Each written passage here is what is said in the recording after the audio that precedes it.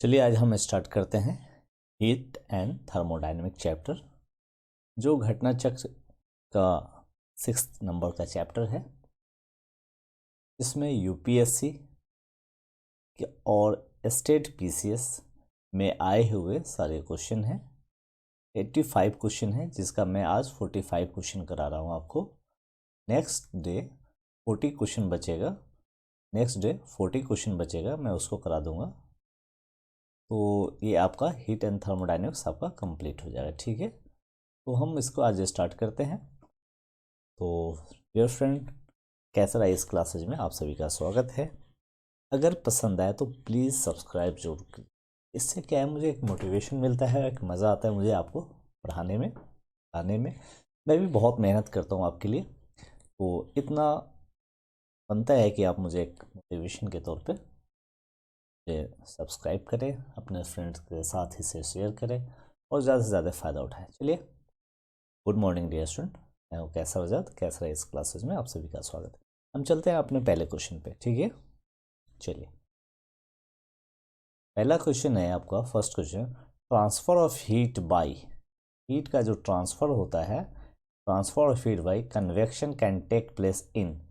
तो कह रहा है convection can take place. Convection, यहाँ देखिए तीन चीज़ें होती है, तीन तरीके से हीट का ट्रांसफ़र होता है।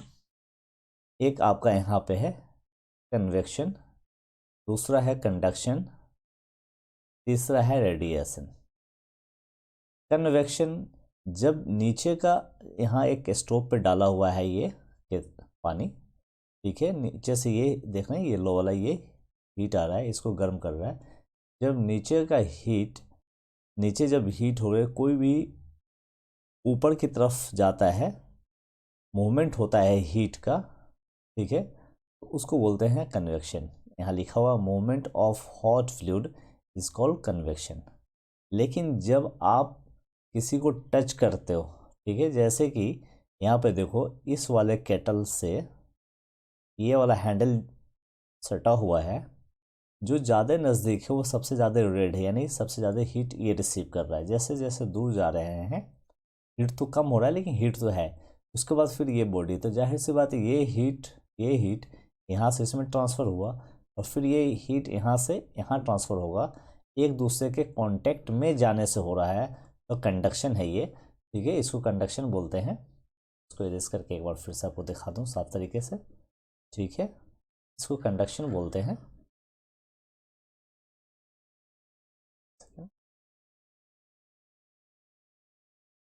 कंडक्शन है ये आपका, ठीक है। और एक होता है रेडिएशन, ठीक है। एक क्या होता है आपका रेडिएशन।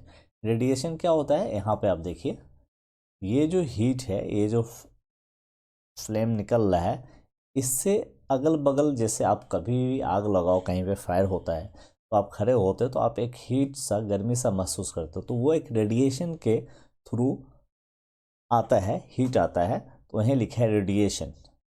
एमिशन ऑफ इलेक्ट्रोमैग्नेटिक रे, जब ये फ्लेम जलता है तो इलेक्ट्रोमैग्नेटिक वेव के रूप में एमिशन होता है, ठीक है। इलेक्ट्रोमैग्नेटिक वेव के रूप में आप तक हीट पहुंचता है। तो तीन तरह से हीट का ट्रांसफ़र होता है। एक होता है कन्वेक्शन, जब नीचे के फ्लेम से ये हीट पार्टिकल हीट होकर के ऊपर जाता है, ऊपर वाला ठंडा होता है, तो हायर हीट है, ये लोअर हीट है, तो हायर से लोअर की तरफ जाएगा वो ठंडा वाला, फिर नीचे की तरफ आएगा, फिर वो हॉट हो गया, फिर गर्म होगा, फिर ऊपर जाएगा। ये जो सर्किल चलता रहता है, इससे जो हीट का ट्रांसफ़र होता है, गर्म माने हॉट फ्लूइड नीचे से ऊपर आता है, ऊपर वाला ठंडा नीचे जाता है, इसको बोलते हैं, ये जो साइकिल चलता है, इसको मूवमेंट जो होता है हॉट फ्लूइड का, उसको बोलते हैं कन्वेक्शन। बट किसी के कांटेक्ट से हीट का ट्रांसफ़र होता है, जिससे इसके कांटेक्ट में ये है हीट का ट्रांसफ़र, इसके कांटेक्ट, इस हैंडल के कांटेक्ट में ये हैंड है, यहाँ हीट का ट्रांसफ़र हुआ, इसको बोलते हैं कंडक्शन, ठीक है। और रेडिएशन, जब आपको इलेक्ट्रोमैग्नेटिक रे के रूप में हीट का ट्रांसफ़र होता है, उसको बोलते हैं रेडिएशन। तो कह रहा है transfer of heat by convection can take place in, तो कन्वेक्शन के द्वारा, बाय द कन्वेक्शन, हीट का ट्रांसफ़र किस में होता है, ये देखिए लिक्विड में हो रहा है, तो यहाँ लिक्विड, सॉलिड एंड लिक्विड में, liquid and gas and liquid में, वैक्यूम गैस में, ठीक है।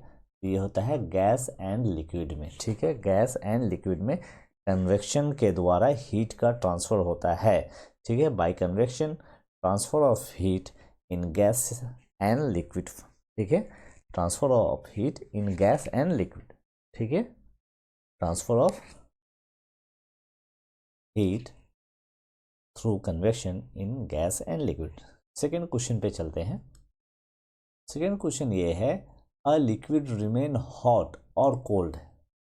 कोई लिक्विड ठंडा का ठंडा रहता है या गर्म, अगर डाले तो गर्म रहता है for a long time in thermoflask because there is no loss और गेन बाई हीट, ठीक है। यहाँ कोई हीट का न लॉस होता है न गेन होता है, जिसके वजह से ये लंबे समय तक इसमें जो डाला गया फ्लूइड है, लिक्विड है, वो गर्म है तो गर्म या ठंडा है तो ठंडा रहता है, ठीक है ना। ये आपका क्वेश्चन है। तो कह रहा है अ लिक्विड रिमेन हॉट और cold for a long time in thermoflask because there is no loss और no gain of heat by, किसकी वजह से, ठीक है, बाई किसकी वजह से। तो यहाँ देखिए, एक है, आपको मालूम है कंडक्शन के थ्रू हीट का ट्रांसफ़र होता है जब जैसे कि ये लिक्विड है, इसके अंदर लिक्विड है, इस बॉडी से कोई दूसरा बॉडी टच रहेगा तो इस ये यहाँ हीट का ट्रांसफ़र होगा, ठीक है, इसमें हीट का ट्रांसफ़र होगा।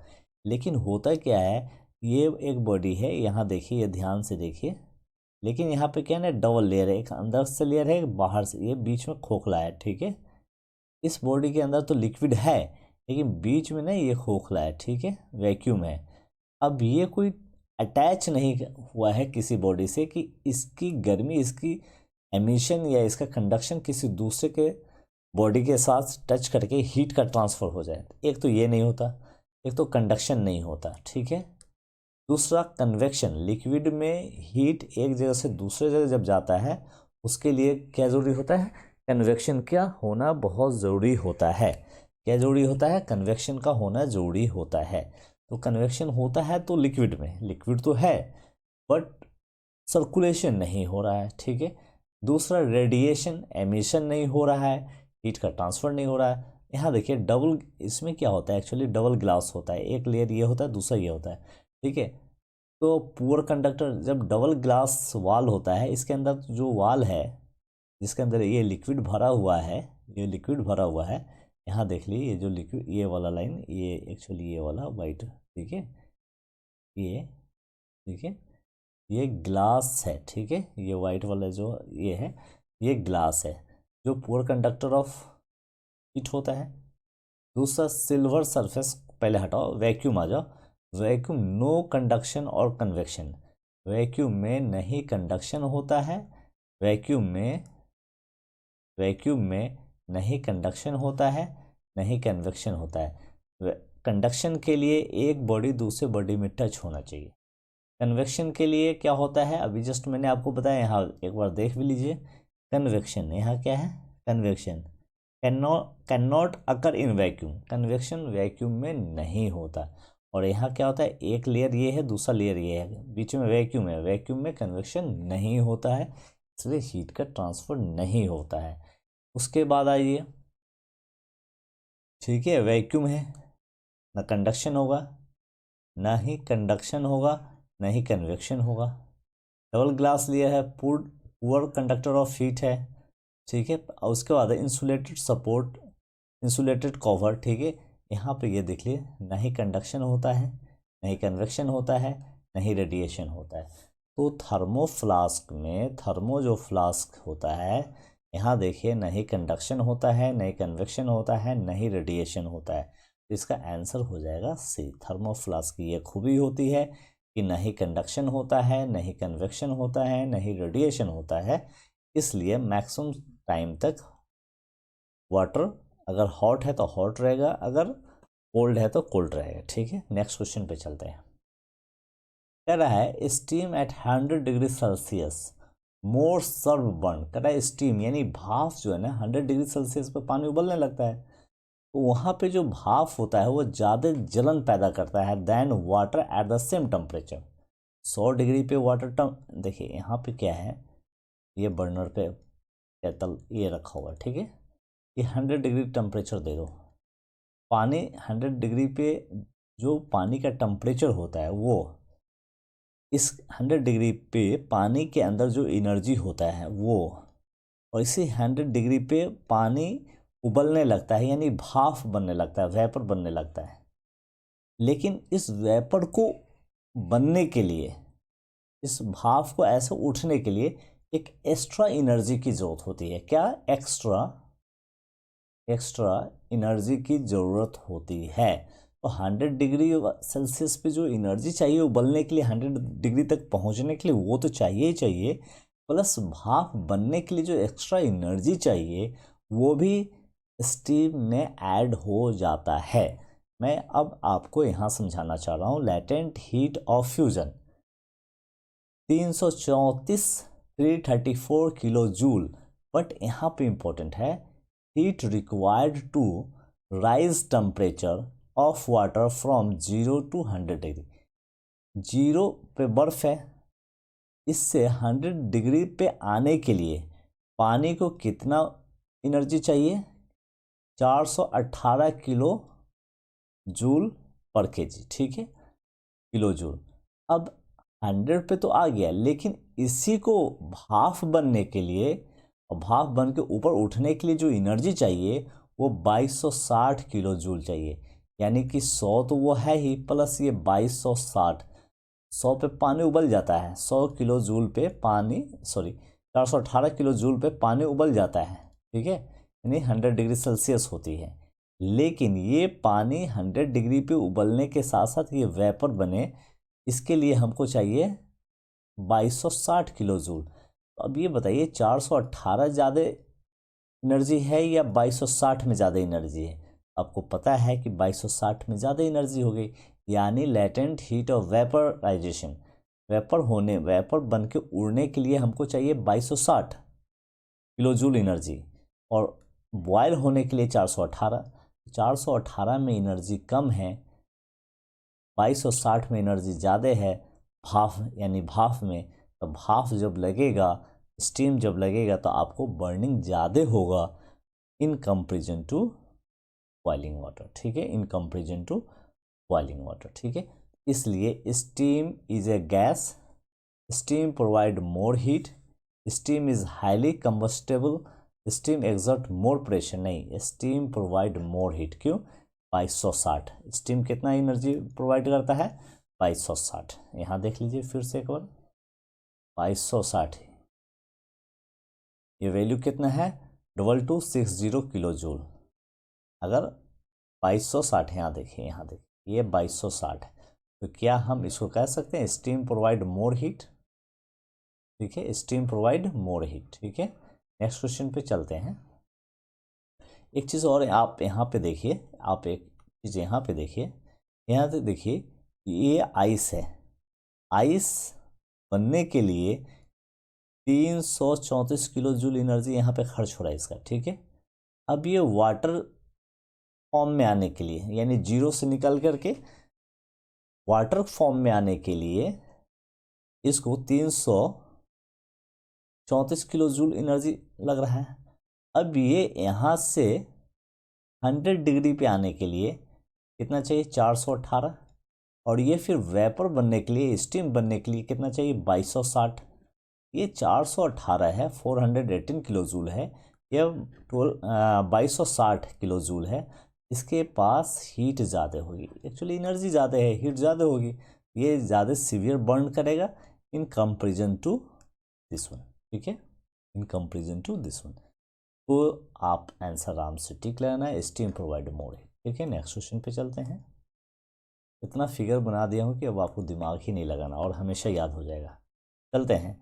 The hand burn more by steam, भाप के द्वारा, स्टीम के द्वारा हाथ आपका ज़्यादा जलता है कंपेरेटिवली टू बॉइलिंग वाटर, उबलते हुए पानी के बनिस्बत आप स्टीम से आपका हैंड ज़्यादा मोर बर्न होता है। क्यों?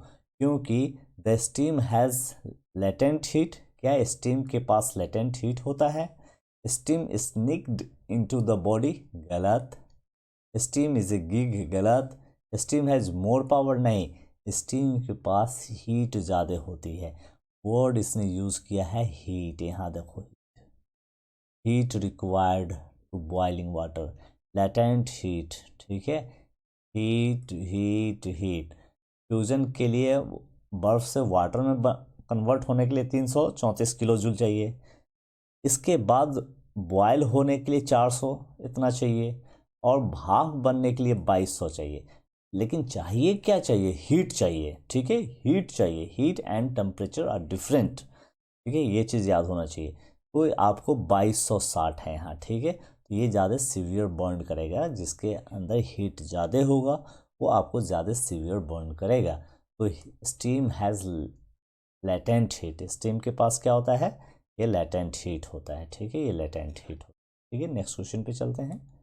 नेक्स्ट क्वेश्चन है आपका, the heat required in calorie to convert 1 gram of ice at 0 degree to steam 100 degree. कह रहा है बर्फ जो है 0 डिग्री पे होता है, ठीक है।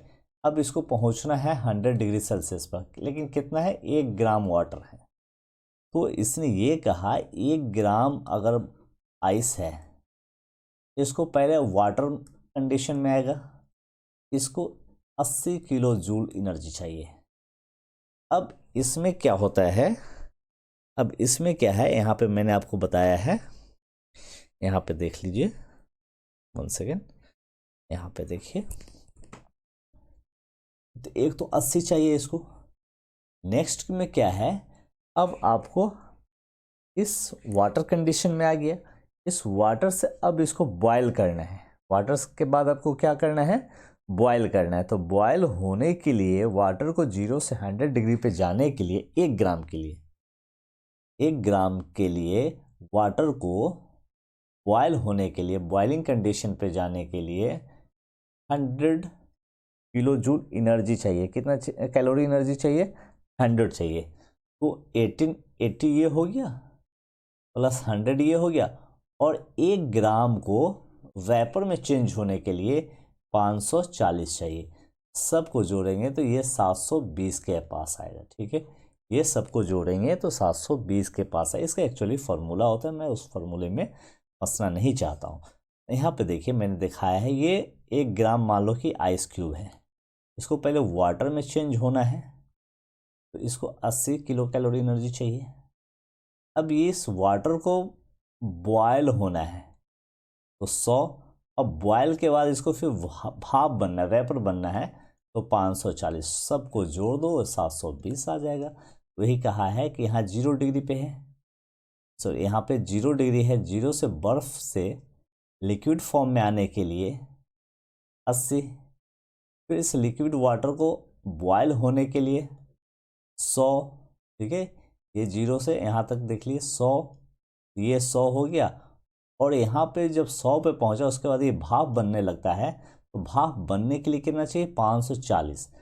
तो ये 80, 100, 540, लिक्विड वाटर ये सब जितना भी चेंज हो जाता है, ये चला जाएगा 720, ठीक है। 720, फिर इसी चीज़ को मैंने यहाँ 0 से वाटर पे आया, वाटर से ये बॉइलिंग कंडीशन पर जाएगा, बॉइलिंग से वेपर में जाएगा, 80, 100, 540 सबको जोड़ेंगे 720, ठीक है।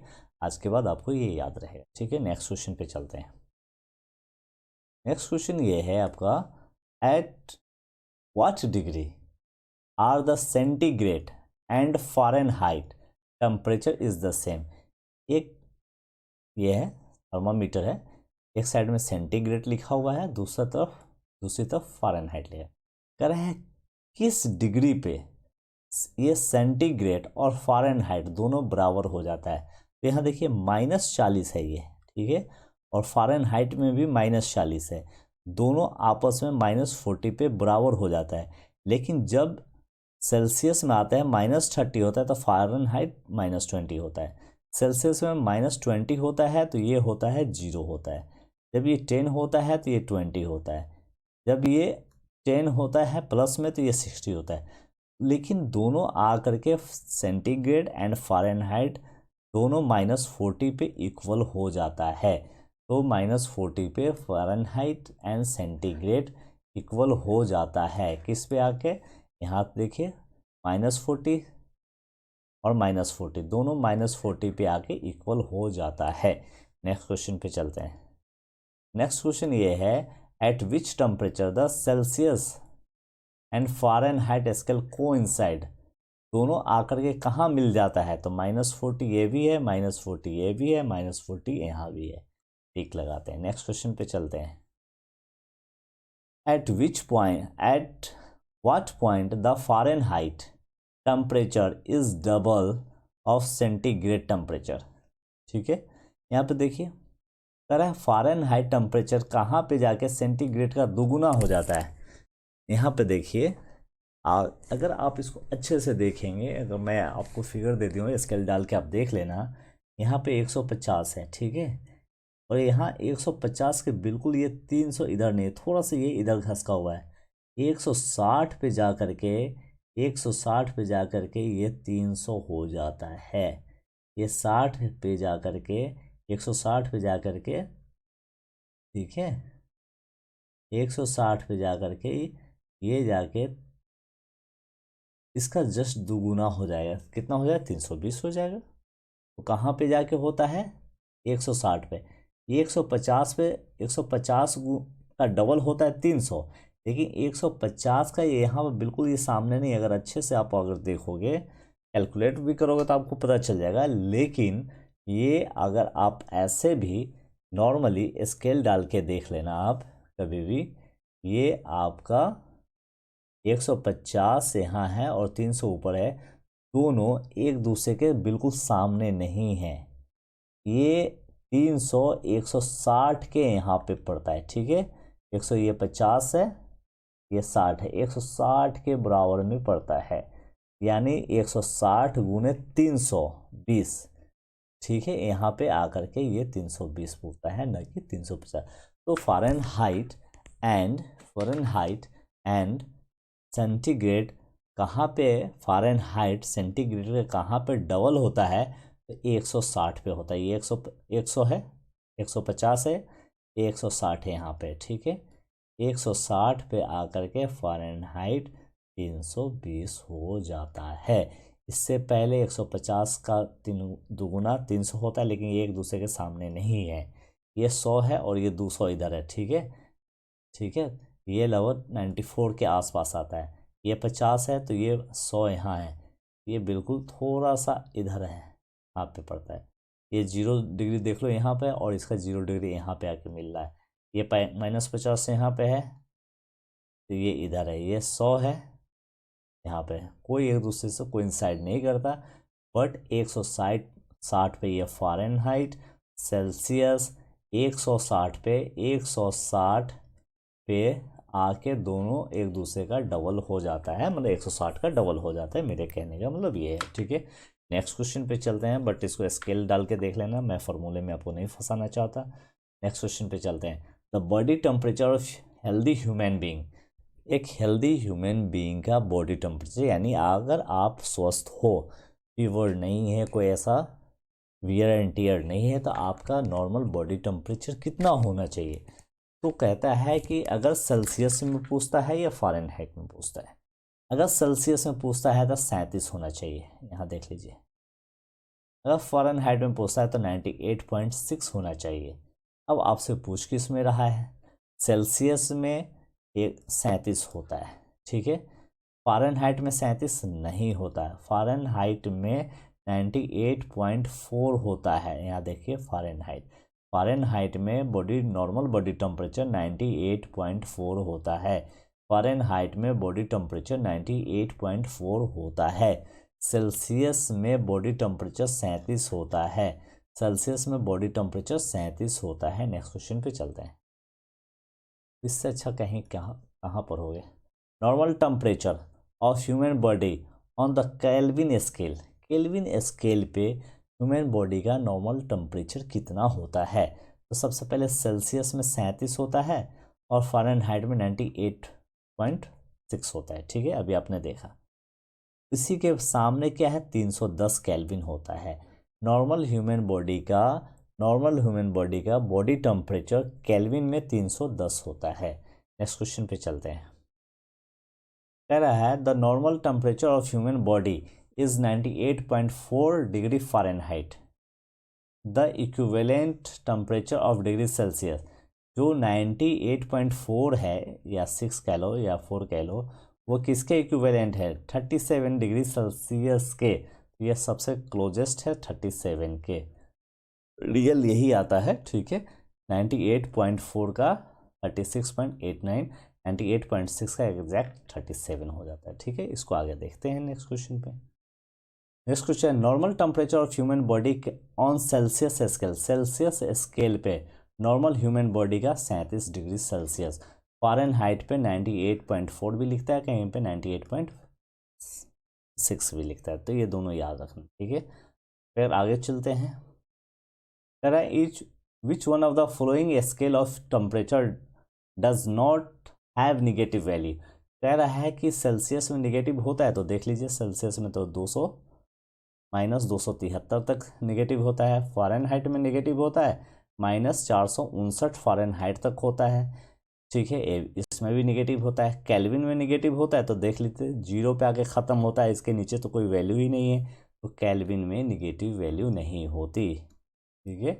केल्विन में निगेटिव वैल्यू नहीं होती, यहाँ देख लीजिए जीरो के बाद कोई नहीं है, बट सेंटीग्रेड में जीरो के बाद -273 तक है, केल्विन में सॉरी फ़ारेनहाइट में 32 के बाद -459 है ना, माइनस में वैल्यू है यहाँ पे देख लीजिए, लेकिन केल्विन में माइनस में वैल्यू नहीं होती, वो जीरो पे आके ख़त्म हो जाता है उसका स्केल।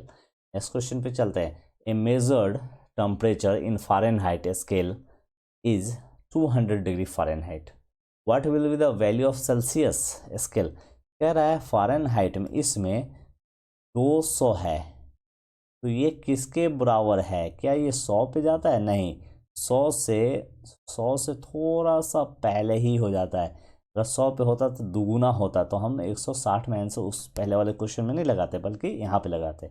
200 किसी बॉडी का केल्विन में अगर सॉरी फ़ारेनहाइट में टेम्परेचर है, तो उसकी वैल्यू सेल्सियस में कितनी होगी? क्या 100 होगी? नहीं, 93.3 डिग्री सेल्सियस होता है, ठीक है। ये इसको जो कैलकुलेट करते हैं तो ये आता है 93.3, ठीक है। ये 93.3 के आसपास आता है, ठीक है, 93.3 डिग्री सेल्सियस के आसपास आता है। नेक्स्ट क्वेश्चन चलते हैं, ठीक है। फ़ारेनहाइट और सेल्सियस आपस में 160 पे आके एक दूसरे को बराबर करता है, ठीक है। 160 इधर होता है 320। नेक्स्ट क्वेश्चन पे चलते हैं। नेक्स्ट क्वेश्चन है आपका, the value of 40 degree Celsius in Fahrenheit scale.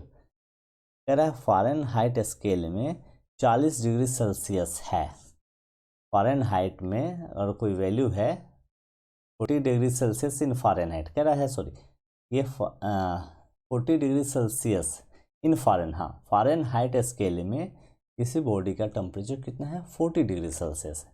ये 200 है, ये 100 है, इधर आएंगे तो आपको ये 50 होगा, यहाँ पे आपका 40 होगा। तो कह रहा है कि कितनी वैल्यू होगी 40 degree Celsius in Fahrenheit. Fahrenheit में अगर सॉरी यहाँ पे ये 40 डिग्री सेल्सियस है, यहाँ पर ये 40 डिग्री, ये 50 है, यहाँ पे ये 40 है, 40 डिग्री फ़ारेनहाइट में। तो कह रहा है कि सेल्सियस में, तो फ़ारेनहाइट में कितनी होगी? तो 40 का यहाँ देखिए कहाँ जा रही वैल्यू, ये मोटा मोटी इधर जा रही है, ठीक है, क्रॉस कर रही है ना इसको, ये 30 है और ये 30 है, ये 50, इसका मतलब 40 बीच में, 30 100 के से इधर है और 40 100 के आसपास में है, तो ये कितनी वैल्यू होगी, ठीक है ना, यही तो पूछ रही है कितनी वैल्यू होगी। तो ये हो जाती है 100, यहाँ जो 40 है इस 40 का कितनी वैल्यू हो जाएगी, ये अगर आपसे पूछे तो इसको अगर कैलकुलेट करेंगे तो एग्जैक्ट आता है, लेकिन अगर आप एक अंदाज से स्केल पर बैठा के देखेंगे तो ये आता है आपका, यहाँ पे देख लीजिए ये 40 है, ये 100 है, ठीक है, ये वैल्यू आती है 104 डिग्री फ़ारेनहाइट, ये वैल्यू आती है 104 डिग्री फ़ारेनहाइट इसकी वैल्यू आती है। ठीक है, सिर्फ एक ही जगह कोइंसाइड करता है सेल्सियस स्केल एंड फ़ारेनहाइट, वो 160 पे, वहाँ पर उसका डबल हो जाती है वैल्यू 320। बाकी कोई ऐसी जगह नहीं जो आमने सामने दुगुना हो जाए। ठीक है, नेक्स्ट क्वेश्चन पे चलते हैं। The value of 50 degree Celsius in Fahrenheit, किसी यहाँ पे देखिए 0 है, 100 है, ये वैल्यू कह रहा है 50 degree Celsius in Fahrenheit scale. ठीक है, 50 डिग्री सेल्सियस, 50 डिग्री सेल्सियस पे इन फ़ारेनहाइट स्केल कितना होगा? 50 degree Celsius in Fahrenheit scale कितना हो जाएगा फ़ारेनहाइट पे, ये आपको बताना है। ठीक है, फ़ारेनहाइट पे कितना हो जाएगा? ये 50 डिग्री, यहाँ पे 40 था तो 104 था, 104, 50 पे कितना हो जाता है? 122 के आसपास हो जाता है। 100 ये फ़ारेनहाइट। ठीक है, 122 फ़ारेनहाइट हो जाता है। नेक्स्ट क्वेश्चन पे चलते हैं। ये एक फार्मूला है, मैं उसमें उलझाना नहीं चाहता एक्चुअली। ठीक है, नेक्स्ट क्वेश्चन पे चलते हैं। इन कोल्ड कंट्री जैसे साइबेरिया है, रशिया है, आपका अलास्का है, कनाडा का ऊपर वाला जो इलाका है, वहाँ उन सब इलाकों में alcohol is preferred to mercury as thermometric liquid. यहाँ जो देखिए गाड़ी का रेडिएटर है, कहीं रेडिएटर में हम अल्कोहल डालते हैं मरकरी के बदले या वाटर के बदले। ऐसा अल्कोहल क्यों डालते हैं? क्योंकि यहाँ पे देखिए इथेनॉल, यहाँ लिखा हुआ इथेनॉल, इथेनॉल की फ्रीजिंग पॉइंट -140 है। मरकरी की फ्रीजिंग पॉइंट क्या है? -40, मान लेते मोटा मोटी 40। ये -40 पे जा करके इसके अंदर बर्फ़ जम जाएगा, लेकिन इसके अंदर बर्फ़ जमेगा अगर अल्कोहल डालेंगे जब इसका दुगुना से भी ज़्यादा, -140 degree Celsius.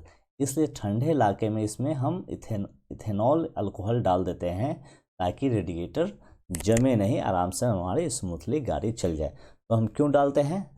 Alcohol has lowest freezing point, देखिए -140, ये तो सबसे लोएस्ट है, और इसका गैलियम का कितना है? 30 है, और वाटर का कितना? 0 पे जाके जम जाता है पानी।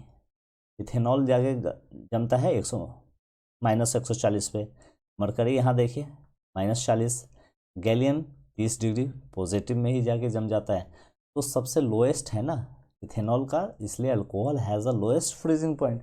सबसे कम लोएस्ट फ्रीजिंग पॉइंट यहाँ अल्कोहल का होता है, इसलिए हम इसमें इथेनॉल या अल्कोहल जो भी वर्ड यूज़ करेगा आप उसमें टिक लगाना है। ऑयल लगा रहेगा, इथेनॉल समझ जाना, अल्कोहल समझ जाना। नेक्स्ट क्वेश्चन पे चलते हैं। Which one of the following is use as an antifreeze for automobile engine? अभी तो आपको दिखाया रेडिएटर में कौन सा? इथेनॉल।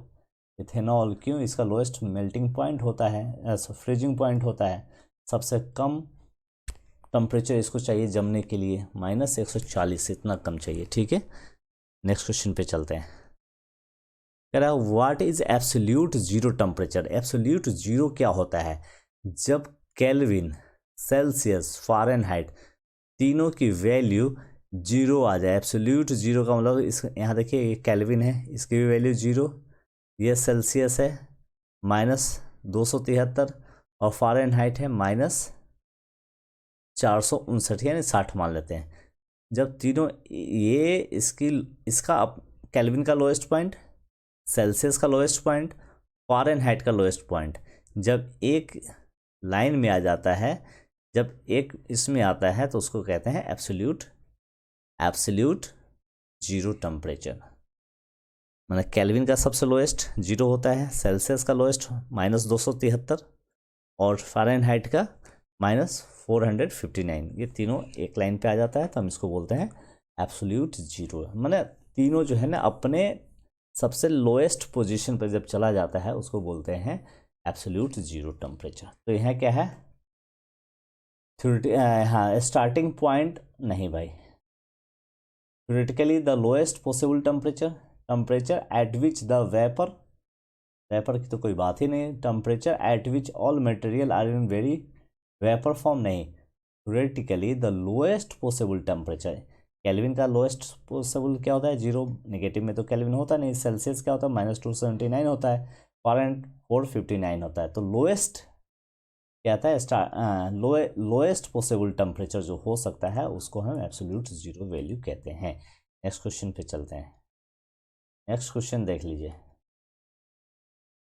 एक्सपेंशन ड्यूरिंग हीटिंग, जब कोई चीज़ हीट करते हैं, जैसे यहाँ देखिए, यहाँ हीट के ये एक मॉलिक्यूल दूसरे मॉलिक्यूल से कितना नज़दीक में था, जैसे हीट दिए ना तो एक मॉलिक्यूल दूसरे मॉलिक्यूल के बीच में डिस्टेंस बढ़ गया तो डेंसिटी यानी कि कम हो जाती है, ठीक है ना।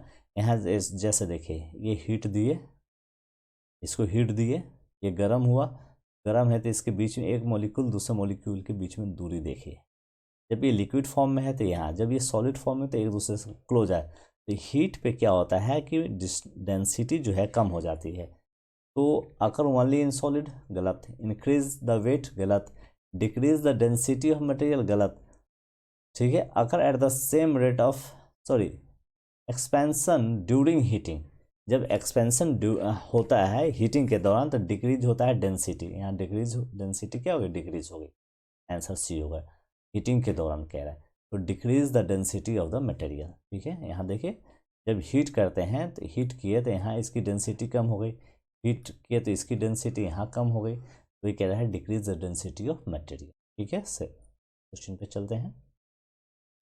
वेन आइस मेल्ट, जब आइस है, आइस का पता है ना, ये आइस है, ठीक है, ये आइस है, ये इतना पानी के नीचे, जब ये पूरी तरह से मेल्ट होता है तो फाइनली क्या होता है, लेवल से नीचे चला जाता है। वॉल्यूम इंक्रीज, वॉल्यूम डिक्रीज, मैं मास इंक्रीज, ये सब नहीं कुछ होता है। नेक्स्ट क्वेश्चन पे चलते हैं। What is the use of thermostat, thermostat का यूज क्या होता है। यहाँ देखिए एसी है ये, ठीक है, ये बाहर वाला पोर्शन रहता है, ये अंदर रहता है। जब ये एयर लेता है, ठीक है, कंप्रेशर से होते हुए, थर्मोस्टेट का कह काम क्या होता है। थर्मोस्टेट का काम होता है यहाँ पे देखिए टेम्परेचर को रेगुलेट करना, मेंटेन करना। To measure the temperature, to increase the temperature, to maintain the temperature, क्या होता है, टेम्परेचर को मेंटेन करना। आपका एसी का काम क्या होता है, टेम्परेचर को मेंटेन करना, यानी 24 25 जो एक नॉर्मल रूम टेम्परेचर होता है वहाँ पर ले जाके रखना, या उसको नीचे भी आप सेट करते हो तो उस टेम्परेचर को मेंटेन करके रखना। तो थर्मोस्टेट का काम होता है मेंटेन द टेम्परेचर। यहाँ देखो टेम्परेचर का ये सिंबल बना रखा है। ये थर्मोस्टेट कहाँ पे यूज होता है, आपके फ्रिज में, एसी में, इनका क्या होता है, थर्मोस्टेट का मेंटेन करके रखता है टेम्परेचर को। नेक्स्ट क्वेश्चन पे चलते हैं। नेक्स्ट क्वेश्चन ये है, थर्मोस्टेट फिर वही है, एसी में थर्मोस्टेट, यहाँ ये लगा हुआ है डिवाइस, टेम्परेचर को मेंटेन करता है। थर्मोस्टेट किसको मेंटेन करता है, टेम्परेचर को। यहाँ से एयर जाता है, इसको कंप्रेस्ड गैस के द्वारा इसको ठंडा करके रूम में ठंडा देता है। थर्मोस्टेट का काम क्या होता है, टेम्परेचर को मेंटेन करना। नेक्स्ट क्वेश्चन पे चलते हैं। नेक्स्ट क्वेश्चन है आपका, थर्मोस्टेट डिवाइस क्या है, मेंटेन द टेम्परेचर। टेम्परेचर क्या है, measure temperature of a system, regulate automatically. आपका एसी अब ऑटोमेटिकली जो है ना वो रेगुलेट करता रहता है रूम टेम्परेचर को, ठीक है। नेक्स्ट क्वेश्चन पे चलते हैं।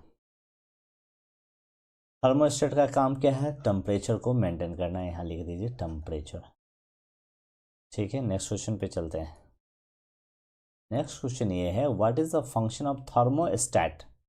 थर्मोस्टेट जस्ट लाइक एक डिवाइस होता है जो हम टेम्परेचर को कम और ज़्यादा करते हैं। फ्रिज में लगा होता है, फ्रिज में जो कहते हैं ना कूलिंग पे कर दो, कोल्डेस्ट पे कर दो, ठंडा पे कर दो, 2 पे कर दो, 3 पे कर दो, इस तरह का नचाने वाला होता है। आजकल नए फ्रिज में एक डिजिटल भी आ गया है, आप उस थर्मोस्टेट को हम यहाँ यूज करते हैं। तो क्या है, to lower the temperature, to increase the freezing point, maintain constant temperature, या डिक्रीज द मेल्टिंग पॉइंट। काम क्या करता है ये बताइए, काम क्या करता है ये, टू मेंटेन क्या है, कांस्टेंट टेम्परेचर। टू मेंटेन क्या होता है, कांस्टेंट टेम्परेचर, जितना पे आप टेम्परेचर फिक्स कर दोगे उस टेम्परेचर को ये मेंटेन करके रखता है, ठीक है।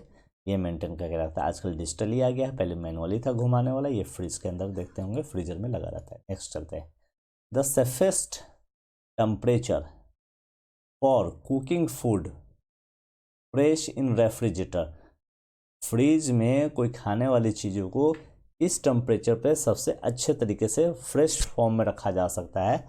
यहाँ देखो कितने डिग्री टेम्परेचर इसने फिक्स उंगली से दिखा रखा, 4 डिग्री सेल्सियस पे कोई भी जो फूड होता है फ्रेश रूप में उसको बरकरार रखता है, ठीक है। नेक्स्ट क्वेश्चन पे चलते हैं।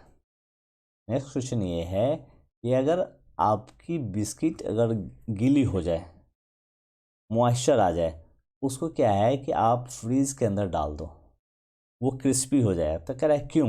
एक्चुअली होता है क्या है, फ्रीज के अंदर मॉइस्चर कम होता है और आपके इस बिस्किट में मॉइस्चर आ गया है। तो मॉइस्चर, आप हमेशा फिजिक्स में पढ़े होंगे, कोई भी चीज़ हाई टू लो फ्लो करता है। क्या? High to low flow. अब यहाँ मॉइस्चर ज़्यादा है बिस्किट में, फ्रिज के अंदर मॉइस्चर कम होता है, तो यहाँ से फ्लो कर जाएगा लो की तरफ, हाई से, तो यहाँ का वाटर निकल गया बिस्किट का। ठीक है, तो ये कैसा हो जाए? क्रिस्पी। अगर आप फ्रिज में अपने ब्रेड को रखे होगे कभी, तो अगले दिन अगर नाश्ता बनाने जाओ, वो थोड़ा सा ना टाइट हो जाता है। ठीक है, होता है क्या है, इसके अंदर से, ब्रेड के अंदर से मॉइस्चर निकल जाता है। ठीक है, वही करता है मॉइस्चर। हाँ, humidity inside the fridge is high, नहीं, लो होता है। ठीक है, लो होता है। Humidity inside the fridge is low and extract moisture is absorb. Yes, moisture को एब्जॉर्ब, क्योंकि अंदर की ह्यूमिडिटी लो होती है, उस क्या करता है, इसके अंदर का जो मॉइस्चर होता है उसको एब्जॉर्ब कर लेता है। उसको क्या करता है? ये एब्जॉर्ब कर लेता है। ठीक है, बी क्वेश्चन आंसर है इसका। नेक्स्ट क्वेश्चन पे चलते हैं। नेक्स्ट क्वेश्चन आपका है असर्शन रीजन वाला क्वेश्चन है। A piece of ice added to the drink, cool it. कह रहा है एक ये बर्फ़ का टुकड़ा है, इस आपके कोल्ड ड्रिंक्स में अगर इसको आप डाल देते हो, जैसे ये डालते हो तो इस कोल्ड ड्रिंक्स को ये कोल्ड बना देता है, ठंडा बना देता है। क्यों? क्योंकि एक्चुअली होता है क्या है कि वाटर का जो अपना लेटेंट हीट है ना, इसको ये एब्जॉर्ब कर लेता है, यानी इसके टेम्परेचर को ये उठा लिया। ठीक है, इसके टेम्परेचर को क्या करता है? लो कर देता है। तो ये कह रहा है यहाँ पे जैसे कि ये, ठीक है, यहाँ पे देखो ये सॉलिड है, अब ये लिक्विड में जैसे डाला तो ये लिक्विड जो है ना, ये सॉलिड है, वाटर में डालते हैं तो वाटर के लेटेंट हीट को उठा लेता है। हीटिंग साइकिल है यहाँ देखो, वो आइस का टुकड़ा हीट हो गया, यानी वाटर के हीट को ये एब्जॉर्ब कर लिया, और ये एब्जॉर्ब करने के बाद ये मेल्ट हो जाता है। ठीक है, तो उसके जो वाटर का जो लेटेंट हीट है ना, उसको ये एब्जॉर्ब कर लेता है। वो यहाँ लिखा है लेटेंट हीट। ठीक है, लेटेंट हीट को तो क्या आता है, मेल्टिंग, फ्रीजिंग पॉइंट से मेल्टिंग कंडीशन में चला जाता है, मेल्ट कर जाता है, वो लिक्विड बन जाता है। ठीक है, तो लिक्विड का फिर वेपराइजेशन भी होने लगता है, वही होता है। उसका ice take latent heat from the drink. Yes, ice take latent heat from the drink for melting resulting in the cooling of the drink. Yes, yes, बात सही है और ये भी बात सही है, तो इसका आंसर ए हो जाएगा। ठीक है, 32 का ए हो जाएगा। इसको आराम से देख लीजिए, आपसे आराम से बन जाएगा। ठीक है, तो आराम से देखिए एक बार। ठीक है, आपसे आराम से बन जाएगा। नेक्स्ट क्वेश्चन पे चलते हैं। हाँ, नेक्स्ट क्वेश्चन ये है, लार्ज कोल्ड स्टोरेज, बड़ा बड़ा जो कोल्ड स्टोरेज होता है, जहाँ पे हम ग्रेन्स रखते हैं, फ्रूट रखते हैं, वेजिटेबल रखते हैं, वहाँ पे रेफ्रिजरेंट के रूप में हम अमोनिया यूज करते हैं। क्या यूज करते हैं?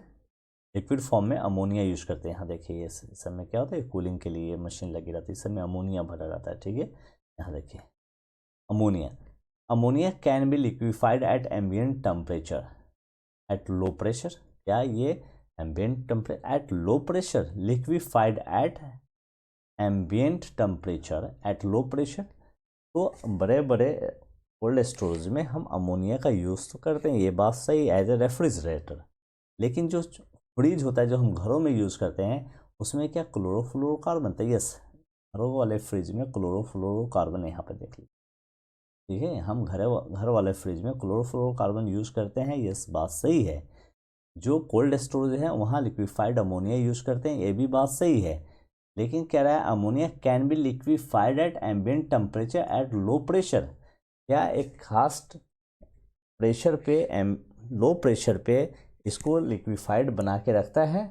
ये बात गलत है। ठीक है, ammonia can be qualified at ambient temperature at high pressure. यहाँ उसने क्या लिखा है, उल्टा लिख दिया है। ठीक है, यहाँ पे क्या लिखा, उल्टा लिखा है। ये लो जो प्रेशर है, नहीं, लो प्रेशर नहीं, ये जो इतनी मशीन लगाई गई है यहाँ, जो प्रेशर मशीन, ये हाई प्रेशर पे होता है। ठीक है, लो प्रेशर पे नहीं, बल्कि किस पे है, हाई प्रेशर पे। कोई भी जो फ्रीजिंग एजेंट होता है ना, वो हाई प्रेशर पे काम, आपका एसी भी हाई प्रेशर पे काम करता है। ठीक है, नेक्स्ट क्वेश्चन पे चलते हैं। चलिए, consider the following statement. If ice collect in freezer the cooling is the refrigerator is affected. कह रहा है जब आपके रेफ्रिजरेटर में, फ्रिज में, इस तरह से आप देखते होंगे बड़े ऊपर वाले हन्ने में आइस चारों तरफ से ये बर्फ जम जाता है, ठीक है।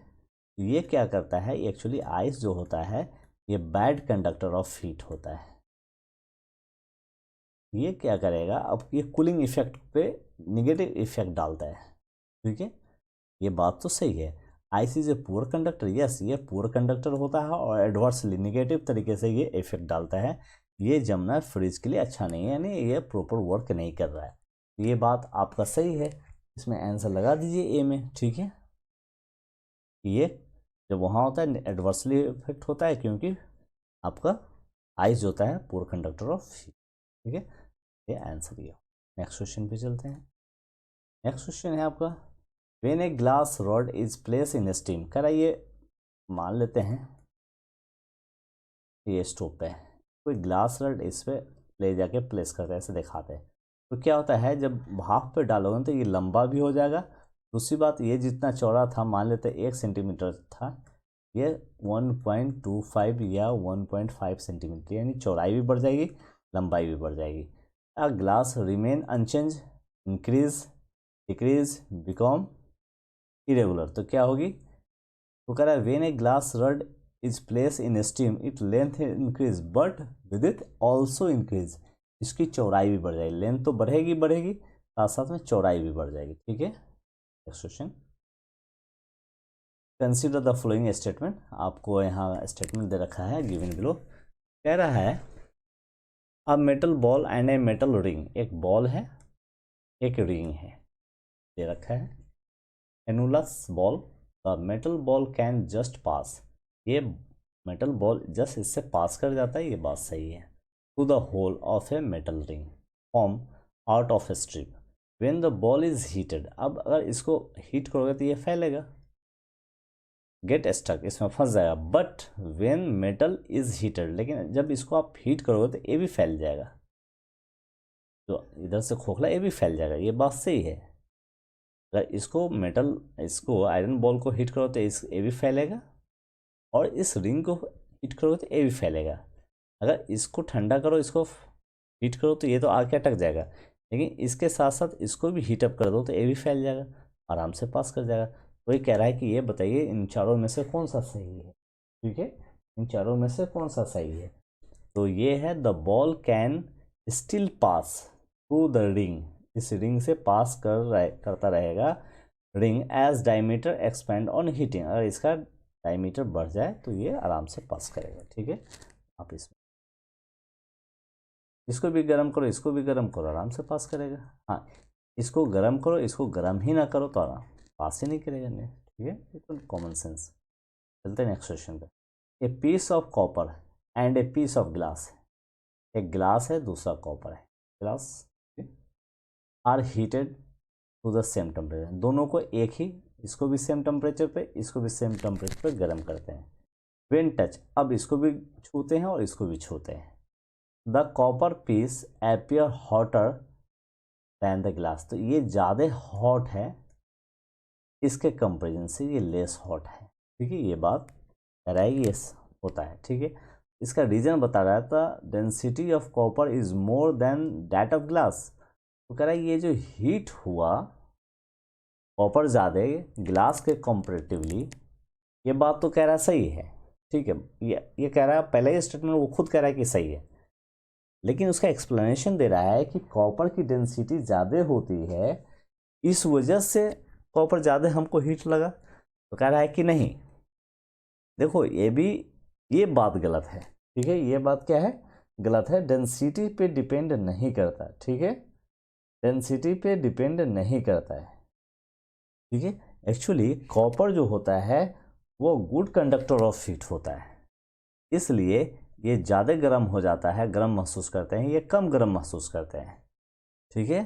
डेंसिटी कॉपर की ज़्यादा होती है, इससे हम इनकार नहीं कर रहे हैं, लेकिन copper good conductor of heat है कंपेरिजन टू ग्लास, इसलिए कॉपर हमको ज़्यादा गर्म लगता है एज कंपेयर टू ग्लास। लेकिन जहाँ तक डेंसिटी का सवाल है, यस रियली कॉपर का डेंसिटी ज़्यादा होता है देन ग्लास। अब आते हैं बेस्ट कंडक्टर कौन है हीट के लिए और खराब कंडक्टर कौन है हीट के लिए। तो ऊपर में बेस्ट है डायमंड, सिल्वर, एल्युमिनियम, नीचे जैसे जाएंगे खराब होता जा रहा है, ठीक है। या ऊपर से यहाँ देखो बेस्ट इंसुलेटर की बात नहीं कर रहे हम, कंडक्टर की पहले बात कर रहे हैं। तो सबसे खराब कंडक्टर है हीट के लिए ग्लास, उससे थोड़ा सा अच्छा है पॉलीथीन, उससे और ज़्यादा गर्मी ट्रांसफ़र होता है रबर में, उससे ज़्यादा पॉलीथीन में, आइस में, लीड में, एल्युमिनियम में, सिल्वर, कॉपर एंड सबसे ज़्यादा डायमंड। तो बेस्ट कंडक्टर ऑफ हीट कौन है? डायमंड, क्योंकि ये प्योर कार्बन का बना होता है। उसके बाद नंबर आता है सिल्वर एंड कॉपर का, ठीक है। ये अब बी में आंसर लगा। ये बात सही है कि डेंसिटी ज़रूर ज़्यादा होती है कॉपर की, लेकिन ऊपर वाले का रीज़न नहीं है नीचे वाला। ये एक बार आप खुद से देखो खुद समझ में आ जाएगा। नेक्स्ट क्वेश्चन पे चलते हैं। नेक्स्ट क्वेश्चन है आपका, ठंडे के दिनों में एक लकड़ी के टुकड़े को और एक आयरन के टुकड़े को दोनों को छू, आप जो है rod of iron is colder, ये जो लोहे का सरिया है, लॉग है, वो ज़्यादा ठंडा महसूस होगा, क्यों? कह रहा है ऐसा क्यों होता है कि ये दोनों बाहर रखा हुआ था, ठीक है, दोनों को 40 डिग्री सेल्सियस मिला, लेकिन इसको छूने पे ज़्यादा ठंडा एहसास कर रहे हैं लकड़ी के। वो कह रहा है कि ऐसा क्यों होता है। ऑप्शन है the heat of rod of iron is less, नहीं दोनों का हीट तो 40 डिग्री टेम्परेचर। सेकेंड क्या है, in comparison of would iron is good conductor of heat, यही तो इसका आंसर है। आयरन क्या है, वो गुड कंडक्टर ऑफ हीट है। आयरन क्या है, गुड कंडक्टर ऑफ हीट है, ठीक है ना। Iron is the good conductor of heat, ठीक है, iron is the good conductor of heat, ठीक है। नेक्स्ट क्वेश्चन पे चलते हैं। If the temperature of air increase, हवा का टेम्परेचर बढ़ जाए एटमॉस्फेयर का, तो ह्यूमिडिटी कम हो जाएगी। जब ह्यूमिडिटी कम होगी तो वेपरेशन जो है ना, वाटर वेपर ज़्यादा होता है। जैसे कि गर्मी बहुत पड़ रही तो वह क्या होता है कि मॉइस्चर नहीं होता एयर, ठीक है, और जो वाटर बॉडी होगा वहाँ से वेपराइजेशन ज़्यादा होगा, लेकिन एटमॉस्फेरिक प्रेशर ज़्यादा होगा तो दबाए हुआ किसी को उठने नहीं देगा, तो इसका मतलब कि वाटर वेपर कम बनेगा। अब सवाल आ जाइए, if the temperature of air increase, इसका मतलब टेम्परेचर बढ़ जाएगा। टेम्परेचर अगर बढ़ता है तो एटमॉस्फेरिक प्रेशर क्या होगा, जाहिर सी बात है कम होगा। जब एटमॉस्फेरिक प्रेशर कम होगा, लोग कम दबाने वाला होगा, तो वेपर ज़्यादा बनेगा। वही करा 10 डिग्री टेम्परेचर पर वाटर वेपर जो है कम बनता है, क्योंकि यहाँ रिलेटिव ह्यूमिडिटी बहुत ज़्यादा है। जब टेम्परेचर 20 डिग्री होता है तो रिलेटिव ह्यूमिडिटी 52% हुआ, तो यहाँ देखिए ये वेपराइजेशन जो है ना पीला वाला थोड़ा सा बढ़ा है, यहाँ हल्का सा येलोइश दिखाया हुआ है। बट 30 डिग्री टेम्परेचर पे रिलेटिव ह्यूमिडिटी बहुत कम हो गई, ठीक है, एटमॉस्फेरिक प्रेशर बहुत कम है। इसका मतलब देखिए ये पीला वाला कितना है वेपराइजेशन हो रहा है, कितना वेपराइजेशन। जब टेम्परेचर बढ़ता है तो वेपर बनना बढ़ जाता है। तो ये कह रहा है if the temperature of air increase, अगर एयर का टेम्परेचर इंक्रीज हो जाता है तो क्या इफेक्ट डालता है, तो एज्यूम वाटर वेपर इंक्रीज, ये वेपराइजेशन इंक्रीज कर रहा है, ठीक है। टेम्परेचर बढ़ता है तो वेपराइजेशन इंक्रीज करता है। नेक्स्ट क्वेश्चन बहुत अच्छा, in the night of a strong wind, जैसे कि रात में ठंडा का रात है और तेज़ हवा चल रही है, ठीक है, तेज़ हवा चल रही है, ठंड रात है, हवा तेज़ है, तो कह रहा है due is not form in the night of a strong wind, night में स्ट्रॉन्ग विंड है और ड्यू नहीं बनता है। यहाँ देखिए ड्यू बना हुआ है, ओस की बूंदे गिरी हुई है, तो कह रहा है कि जो भी मॉइस्चर था एयर में वो क्या हुआ, वाइप आउट हो जाएगा, सूख जाएगा, निकल जाएगा वहाँ से। जैसे आप विंड, स्ट्रॉन्ग विंड होगा, वहाँ क्या होगा, जो भी लिक्विड होगा वो उसका वेपराइजेशन हो जाएगा। यहाँ देखिए लिक्विड का क्या वेपराइजेशन हो जब विंड होता है तो लिक्विड का वेपराइजेशन होता है। ये सूरज को पहले छोड़ो, ये जैसे विंड होगा ना तो एटमॉस्फेरिक प्रेशर कम होगा, ये वेपराइजेशन ज़्यादा हो, ठीक है। सॉरी, एटमॉस्फेरिक प्रेशर नहीं, जब विंड ज़्यादा होगा, जैसे विंड है ये तेज़ आ रही है तो विंड आ रही है ना यहाँ से, विंड जैसे आती है तो वेपराइजेशन होता है। जब वेपर ही नहीं रहेगा, एटमॉस्फेयर में ह्यूमिडिटी नहीं रहेगी तो ड्यू कैसे बनेगा? ड्यू बनने के लिए एटमॉस्फेयर में ह्यूमिडिटी का होना ज़रूरी है। वो कहता है rate of evaporation is fast. Evaporation तेज हो गया ना, यहाँ देखो तेज हो गया, ठीक है। अगर इवेपोरेशन होगा तो ड्यू नहीं बनेगा। ड्यू बनने के लिए इवेपोरेशन कम होना चाहिए, इवेपोरेशन कम होने के लिए विंड कम होना चाहिए, ठीक है। चलते हैं, ये सब तो आसान क्वेश्चन है, देख लीजिए। Which of the following statement is true? कौन सा स्टेटमेंट शुरू है, सही है? Air condition and air cooler both maintain temperature, दोनों टेम्परेचर को मेंटेन करता है। दूसरा है air condition and air cooler both maintain humidity, ये ह्यूमिडिटी को मेंटेन करता है और ये भी करता है, ये ह्यूमिडिटी को, कूलर ह्यूमिडिटी को मेंटेन नहीं करता। यहाँ देखो कितनी पानी, आप कूलर चलाए भी होंगे तो पानी बहुत ज़्यादा छोड़ता है, ठीक है, ह्यूमिडिटी बढ़ा देता है। लेकिन यहाँ देखो ह्यूमिडिटी ड्राई रहता है, इसी में बॉडी आपका चिपचिप नहीं करेगा, ठीक है। वहाँ वो टेम्परेचर को मेंटेन करता है, ह्यूमिडिटी आने नहीं देता, लेकिन ये टेम्परेचर तो कम करता है लेकिन ह्यूमिडिटी बढ़ा देता है, ठीक है। Air conditioner maintain humidity but air cooler does not, कह रहा है एयर कंडीशनर ह्यूमिडिटी को मेंटेन करता है, ये तो किया, but air cooler does not maintain humidity, यही बात तो सही है। एयर कूलर आपकी ह्यूमिडिटी को मेंटेन नहीं कर पाया। Both control motion of air, नहीं, ये आपका सही है। Air conditioner maintain humidity but air cooler does not maintain humidity. Air cooler में देख रहे हैं पानी की बूंदें कितनी ज़्यादा है, यहाँ ड्राई होता है। ह्यूमिडिटी क्या होता है, ये टेम्परेचर को और ह्यूमिडिटी को, दोनों को ही, ये टेम्परेचर को डिग्री सेल्सियस में है टेम्परेचर, और ड्राई है, ह्यूमिडिटी क्या है, ये ड्राई है, सूखा हुआ है, दोनों को ही मेंटेन कर लेता है, ठीक है, दोनों को ही मेंटेन कर लेता है।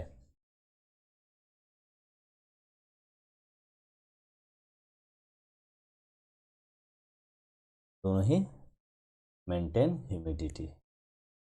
Air conditioner air cooler both maintain humidity, नहीं, एयर कूलर ह्यूमिडिटी को बढ़ा देता है बट दोनों ह्यूमिडिटी को मेंटेन नहीं करता। एसी तो कर लेता है, कूलर ह्यूमिडिटी को मेंटेन नहीं करता, इसलिए बी आंसर नहीं होगा। एयर कंडीशनर ह्यूमिडिटी को मेंटेन कर लिया ना, यहाँ देखो ड्राई है ये, साथ साथ में क्या है, टेम्परेचर को भी मेंटेन कर लिया, यहाँ पे जितना पे फिक्स रखोगे ऑटोमेटिकली वो कर लेगा। तो यहाँ का does not maintain humidity, air cooler does not, yes air cooler does not maintain humidity but air conditioner maintain humidity.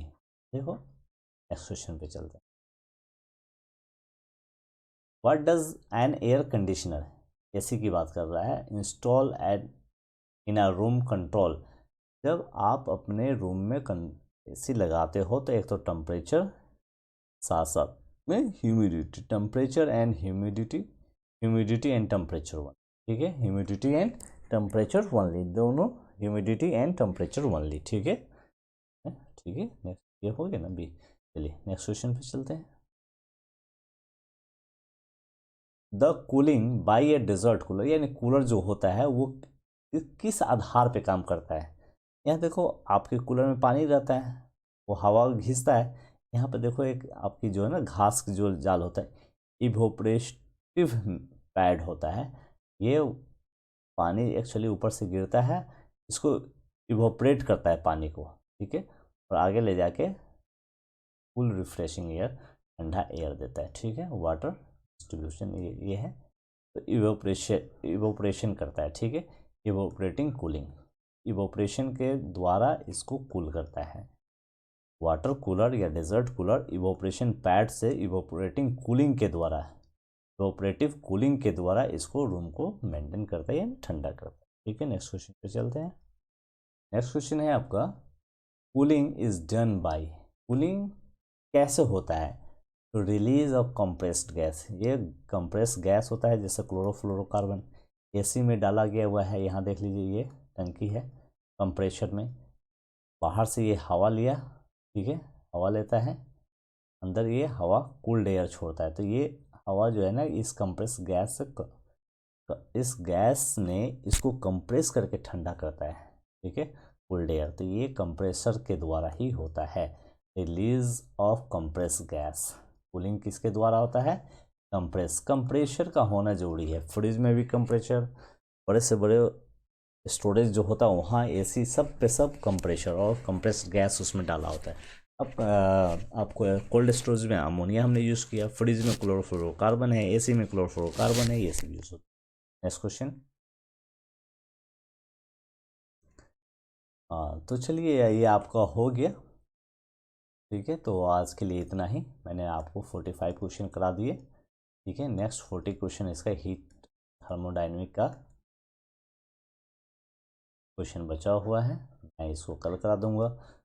Thank you for watching, please subscribe कर दीजिए जिससे मुझे एक मोटिवेशन मिलता है। मैं बहुत उम्मीद से आपसे कह रहा हूँ कि प्लीज़ इसे सब्सक्राइब कीजिए जिससे मुझे एक मोटिवेशन मिले, मैं आगे ही ऐसे ही अच्छे अच्छे वीडियो आपके लिए लेके आता रहूँ। So thank you very much.